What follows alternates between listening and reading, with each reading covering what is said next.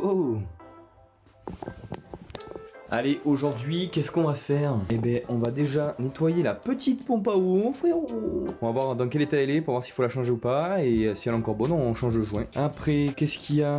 On va peut-être nettoyer tout ce qui est boîtier de filtre air, les trucs comme ça. On va nettoyer toute l'injection. Là, il y a la petite culasse qu'on a fait resurfaçable avec la rampe de culbuteur qu'on a fait aussi nettoyer. Donc si t'as pas vu, je te mets le petit lien. Voilà. Voilà, on va essayer de nettoyer quelques bricoles. Mais voilà, avec la petite brosse rotative, on va nettoyer la pompe à eau. On va la nettoyer avec du dégraissant. Je sais pas, je vais essayer de trouver des petits produits là-dedans. On va voir. Hein. Peut-être de l'alcool, voilà, c'est très bien. L'alcool à 90 degrés. Et voilà, c'est parti, place au nettoyage.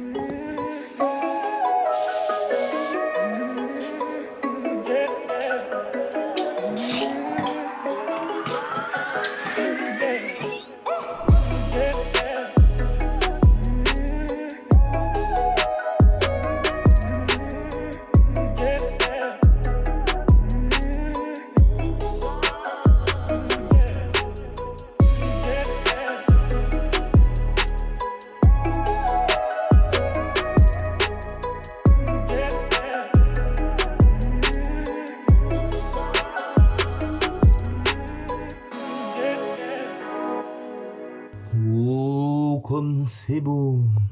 Et voilà, petit plein de joints tout neuf. Et voilà, petite vis complètement nettoyée. T'as ces deux là, alors là les trois, ça, franchement ça va. Et là ces deux là, surtout celle-là, elle est bouffée abusée. Celle-là ça va encore. Donc je sais pas, faut que je trouve une solution. Donc voilà, j'ai nettoyé tout ça. Bon, bien sûr, il y en a des trucs qui sont encore un petit peu sales. Comme là, mais bon, c'est bon. J'ai bien frotté, ça part pas, tant pis. Si j'ai la foi, je remettrai un dernier petit coup, mais là, les petites vis que j'ai rénovées, bon, elle fait vraiment la gueule. Mais bon, les autres, elles sont en bon état, ça va. Bien sûr, je vous mets mes petits outils, la boîte à cliquer, tout ça en description, si vous êtes intéressé. Tout ce que j'ai utilisé dans cette vidéo, ainsi que la petite brosse métallique qui est bien utile. Donc voilà, on va tout ranger et on va rentrer à la maison. Il y a une petite séance jambes qui nous attend. Ça fait 2 mois que je les ai pas faites, voilà.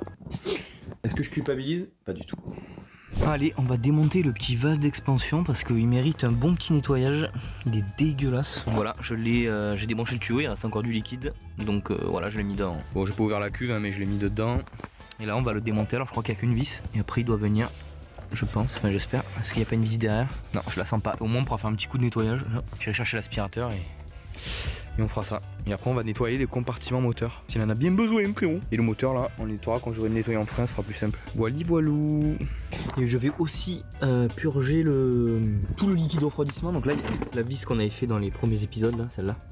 Donc je vais enlever le tender là, et la courroie. Et on voit que voilà, c'est rempli de liquide encore. Donc on va purger tout ça. Bon, déjà, les segments ils sont bons. Les pistons n'ont pas de jeu. Donc c'est un moteur en très bon état. On va peut-être commencer par le vase, c'est le plus rapide. C'est une clé de 10. Et ouais, j'ai l'œil. Bon, voilà ce qui s'est accumulé au fil des années, frérot. On va faire un petit nettoyage. Donc du coup pour le sortir, j'ai été obligé de sortir le réservoir de lave-glace. Mais bon, tant mieux parce que je vais le nettoyer aussi. J'ai fait tomber le bouchon, on l'a récupéré. Une petite rondelle, je sais pas où elle est, on s'en fout, c'est pas grave. Quoique, je sais pas, peut-être qu'elle est là-bas. Bon bref, maintenant on va démonter la poulie et on va vidanger tout ça. Après, alors, on va aspirer tout ça, nettoyer avec un chiffon et du produit le compartiment moteur. Peut-être à la brosse à dents un peu le nettoyant de bloc frein. Le bloc frein, qu'est-ce que je raconte? Le réservoir de liquide de frein pour qu'il soit un peu plus beau. Voilà, un peu tout nettoyer. Et voilà, je pense que c'est déjà bien bon, frérot. Là j'ai déboîté la pompe, j'espère que j'ai rien cassé quoi. On verra bien. Allez, c'est parti.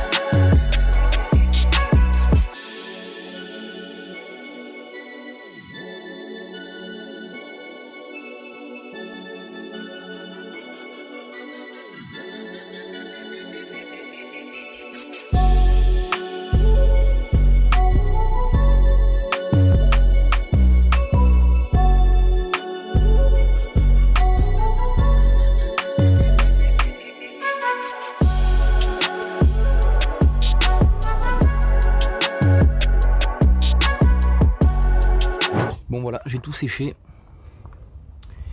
Donc c'est à peu près propre, on va dire. De toute façon, je vais pas trop m'attarder sur ça. Oh putain, la couleur de l'huile. L'huile, du coup, c'est parti. Oh, la couleur. Là, il y a v'là de l'essence dedans. Ah ouais, ça pue l'essence. Putain, je crois qu'il est plein. Je vais être baisé, les amis. Je dois retrouver un autre bidon. Tiens, comment je vais me démerder là. Donc là, ce que j'ai fait, c'est que quand on remplit le bouchon de remplissage, l'huile passe par là.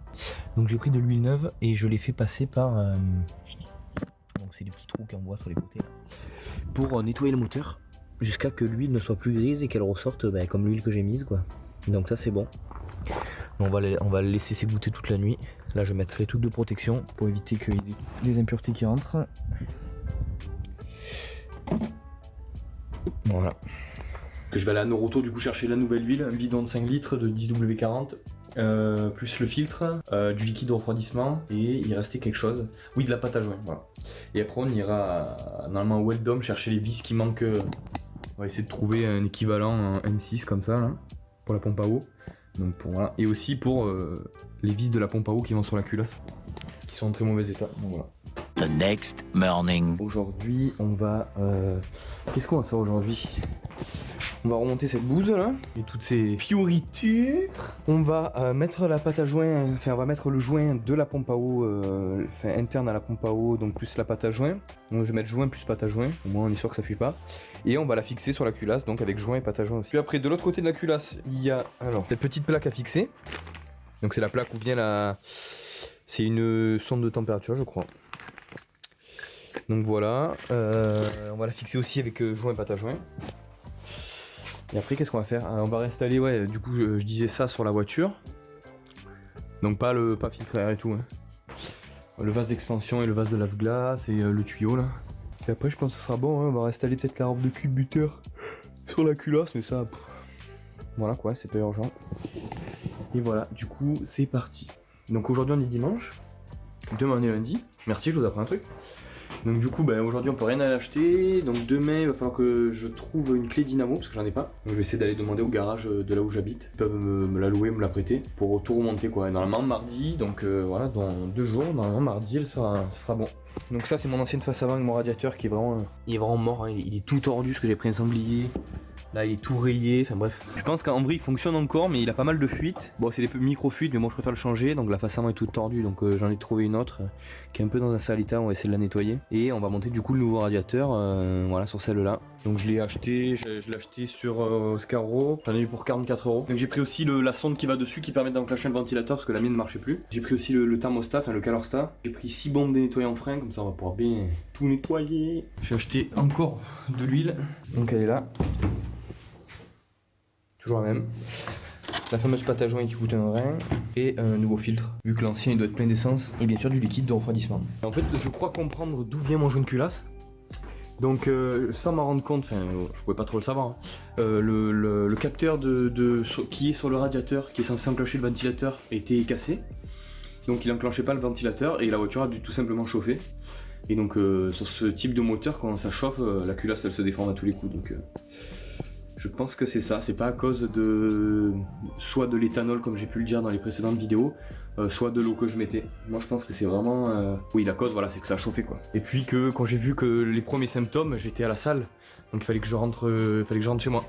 Donc j'ai quand même roulé jusqu'au retour quoi, et le lendemain quand je l'ai démarré, au début elle tournait bien, puis ça elle commençait à brouter et il y a eu énormément de fumée et puis après là, je l'ai vite arrêté parce que je sentais qu'il y avait de l'eau dans les cylindres. Donc c'est vraiment une grosse fuite. Mais bon, voilà, j'espère que ça a marché, que j'ai fait quand même une grosse erreur de ne pas faire activer la culasse. Hein. Ça c'est une erreur qui m'a coûté à peu près 100 €.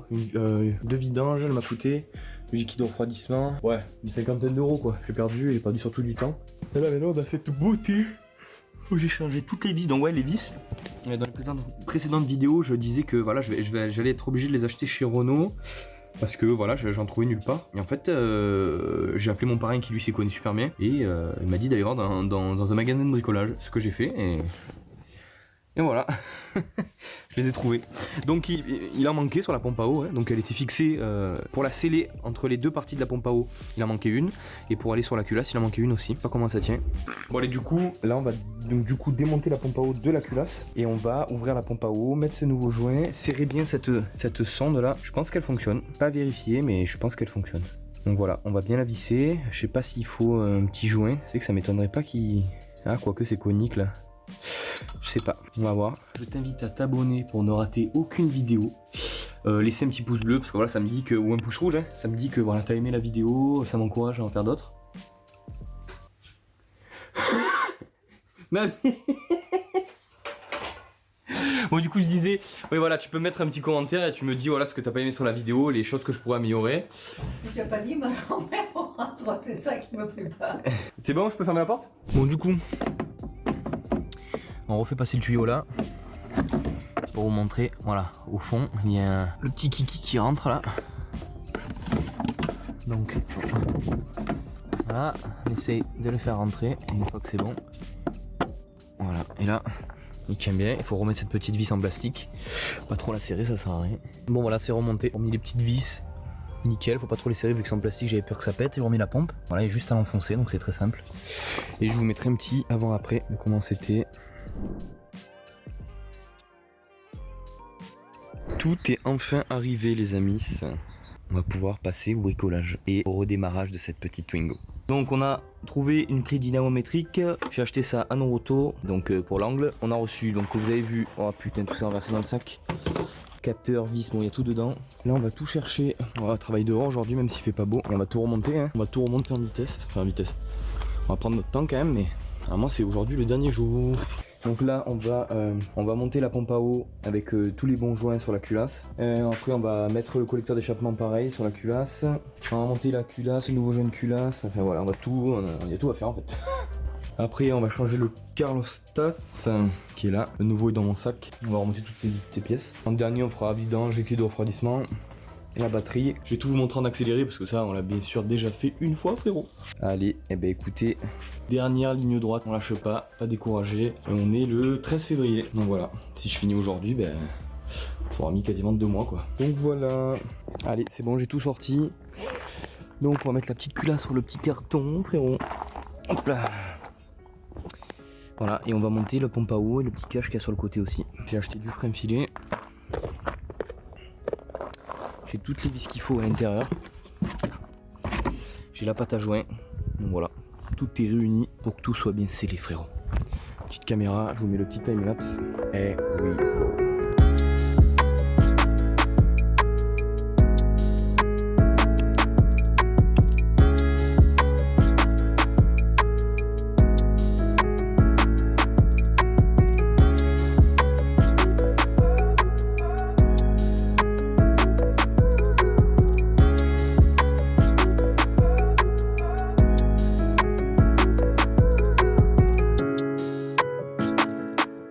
Donc la pompe à eau est bien montée, j'ai mis du frein filet sur toutes les vis, ça j'ai vissé à fond aussi. Et là on va mettre le collecteur d'échappement et d'admission. Et après la culasse sera prête à monter. Ah oui, et j'ai mis la plaque aussi.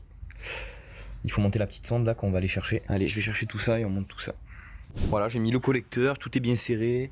La plaque qui est là, avec le petit, les petits supports. Je l'avais oublié au début, voilà, je l'ai mis. Alors, cette fois, j'ai pas oublié cette chose là. Donc voilà, tout est mis. Là, j'ai plus qu'à le poser dans la voiture et à mettre le nouveau joint de culasse qui est là-bas. Demain, j'ai mon pote Anto qui va venir m'aider parce que la culasse elle est vraiment trop lourde.